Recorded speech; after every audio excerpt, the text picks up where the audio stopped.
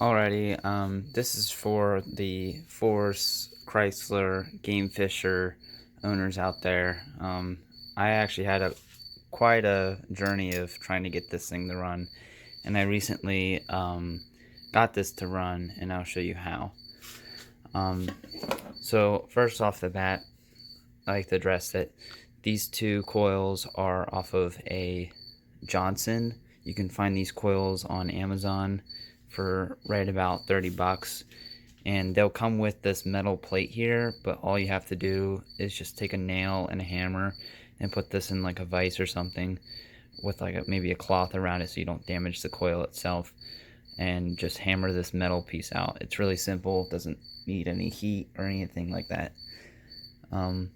So this whole system is set up from a 1987 Force 9.9.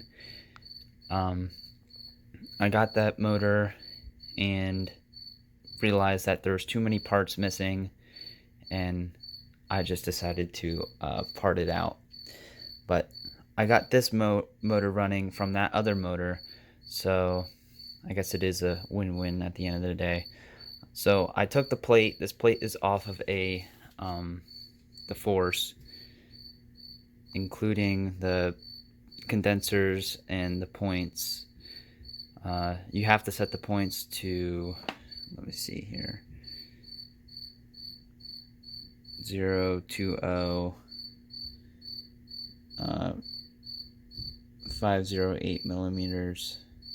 You have to set it to that, and how you do that is you take this cam, and there's always a top on the cam, and then the cam has this little point, and then you align this end with that point. As you can turn the shaft with your with a nut or something. That's what I did. It has the nut. I just screwed that back on and then have a socket over it, and you could easily just turn it. But after you get that, you want to take your feeler gauge and put it in between there, the 2 points. So what this does is sends the electricity to the condenser to the spark plug. At least I think that's how it works. But you guys are probably here because you have BIM coils and you don't have any of these points and condensers. And I do have to say, try to get away from BIM coils and that whole setup, and just stick with the points and condensers, because at the end of the day, it may look simpler with the BIM coils and stuff like that. Just go on eBay, buy yourself some points and condensers, and just call it a day, because it probably is. I have like about 50 bucks wrapped into this. So yeah, you probably find these probably for about 80 bucks a whole setup. Just depends what kind of a motor you have, but for me this would have costed me around 80 bucks, which 80 bucks is a steal of a deal when it comes to getting these things to run, because at the end of the day, this is probably about a $400 motor. So yeah, so I got that fixed, and